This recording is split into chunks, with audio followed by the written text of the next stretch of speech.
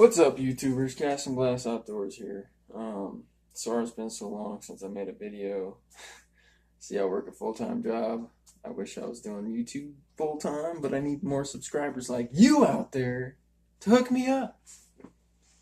But anyway, so yeah, I have a full-time job, so I can't always do videos every day. So it's probably going to be once a week. So I apologize, and hopefully it'll be, 2 to 3 times a week here soon. But anyways, tonight I'm going to show you how to make your own topwater lures with making them out of a highlighter marker.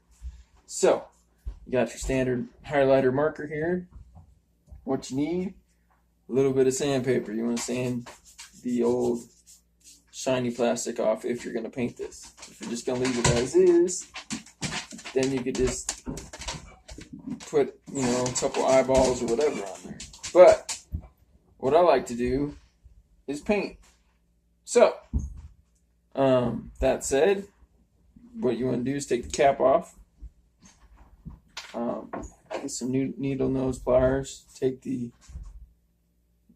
back part off. It twists, so you're gonna have to twist it first.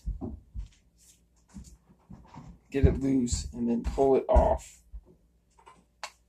And usually the ink foam comes out, and then you got to take the tip off too, where you write.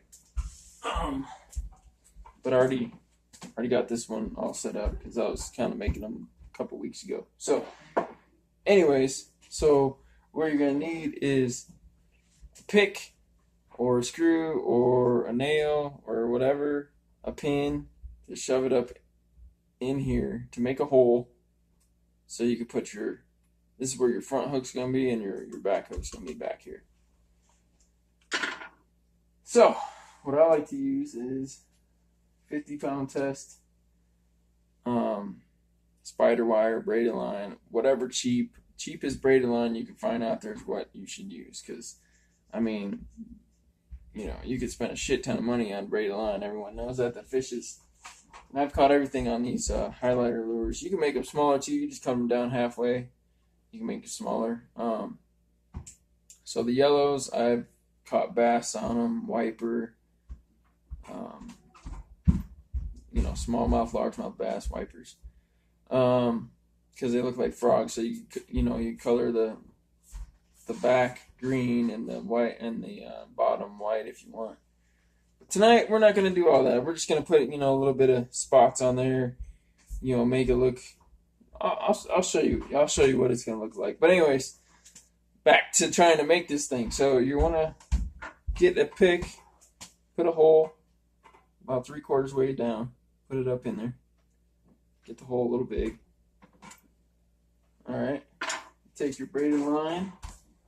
Good thing about 50-pound braided line, it's pretty stiff, so you could get it together, like double it up here.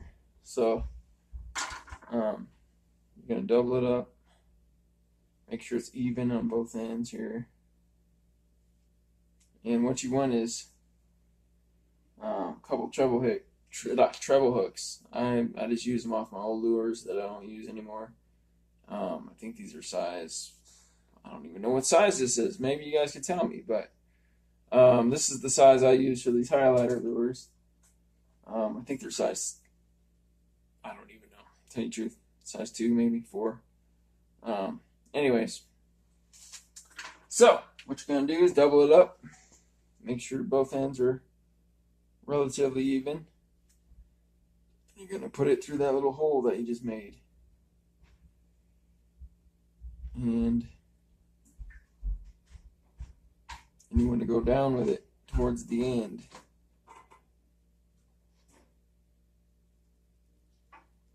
Don't worry, it never works out the first time. Sometimes you gotta mess with this braided line a little bit.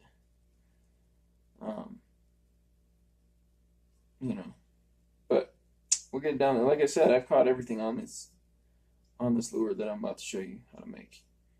And you could get pretty in depth on what this thing is going to look like for you. You could put eyeballs on it. You could airbrush it if you want. You could put, what is it called? Real skins on there, I think. In the fly fishing department, you could get those. You could tape them on there. You could tape like uh, glow in the dark strips on there if you want. You could do all kinds of stuff with these things. You could just make them for Christmas ornaments. You know, Christmas coming up, so why not, right? Make a bunch of these all different colors and just hang them on in your Christmas tree. Why not? And then take them down and then put them away in your tackle box and use them for ornaments. All right, so there you go. Got the back end out here, and you want plenty of line if you're going to be doing this, so this is going to be your back end hook, and then you're going to take one of these hooks. You put both ends in like so. You don't really have to tie this one if you don't want to. I just leave this dangling. Dangle, dangle. Like LFG would say, dangle, dangle. So, and then you're going to take the two pieces of line here, and you're going to put it up through the hole. Again, but you're going to go this way with it.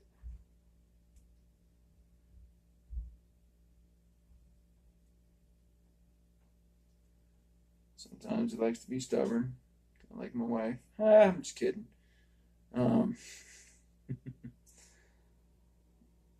Yeah, so you're gonna want to go up through it like this. Come on, buddy. Come.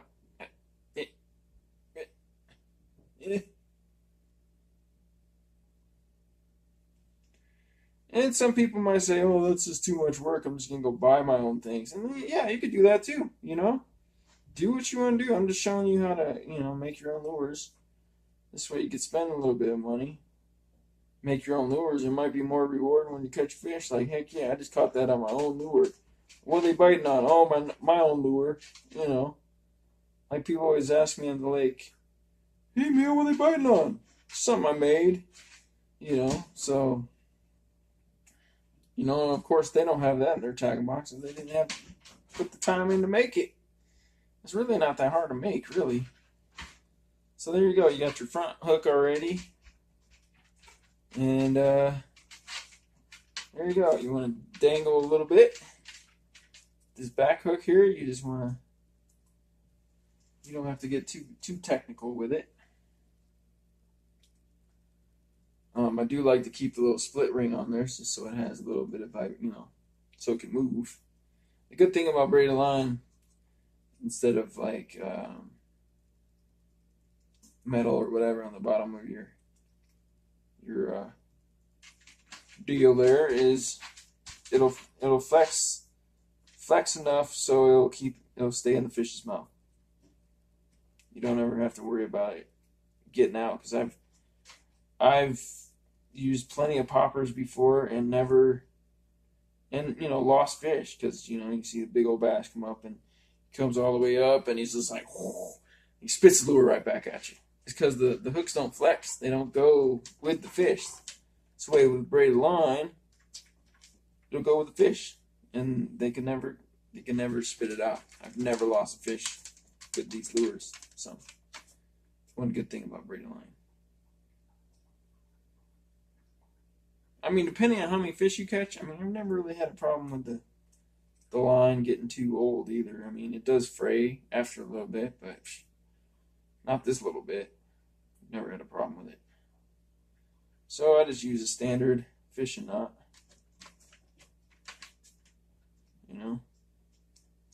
Couple wraps around. Doesn't have to be too technical. Come on. It is a pain in the butt, though, I'll tell you that much sometimes. Or you can just use an overhand knot. Just do it a couple times.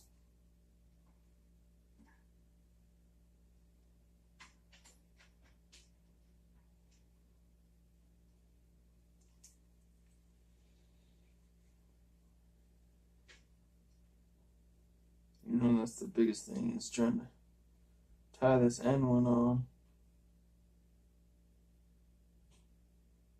But once you get it down, it's pretty easy.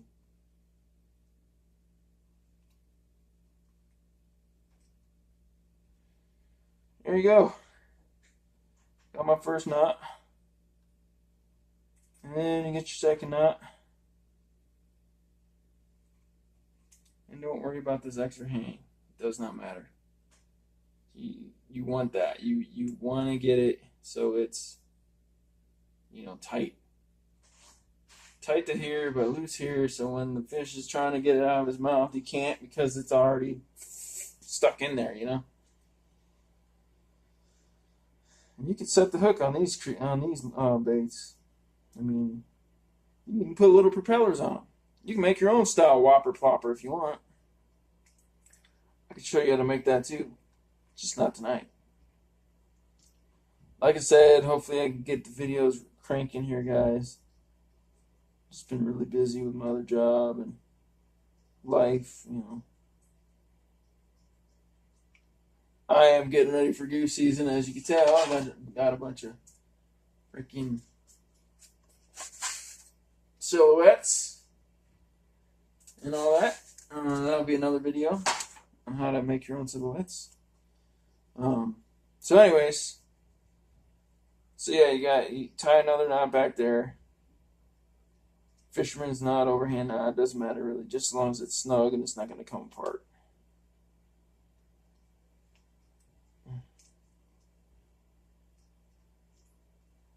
This thing is becoming a pain in my butt.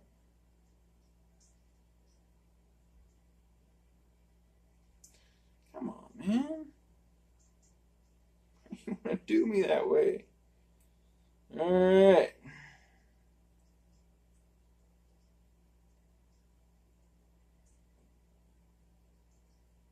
Come on, you could do it, right? Don't you want to get in your hole? Here we go. All right.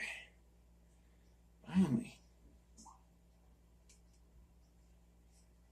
So anyways, so snug that up. I don't know what kind of glue you like to use. Me personally, I like to use hot glue. And so let's get that rolling here. Let's get the hot glue hot. Plug it in my trusty dusty plug here. There we go. Get it hot. And if you want, you could, while that's heating up, like I said, make sure that's snug. Make sure this is snug. And then you want to tie on your split ring so you could tie it to your fishing line. So you're going to take the same ends.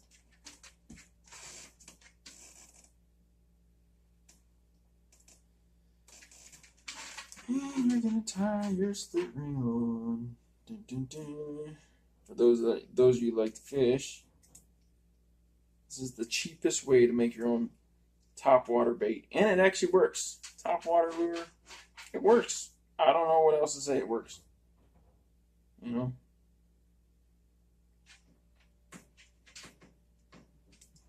So with this one, you kind of want to do the whole fisherman's knot.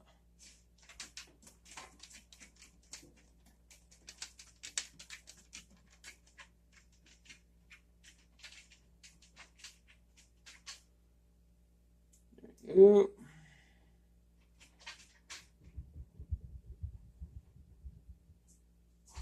My dog's going apeshit because she hears me down here talking, but she can't find me because I got the door locked.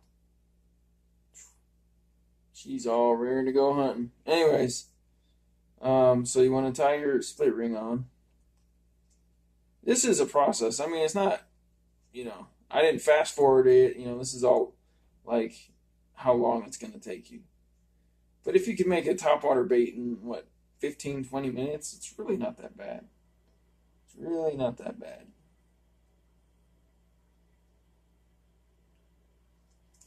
There you go. So you got your split ring. And yeah, it looks a little crazy. So, what I will do here. So make sure you keep your end piece you know, where your what do you call it, the ink foam came out of, because you're going to use that as the mouth. And then you're going to take your scissors here, and you're going to just cut off the excess.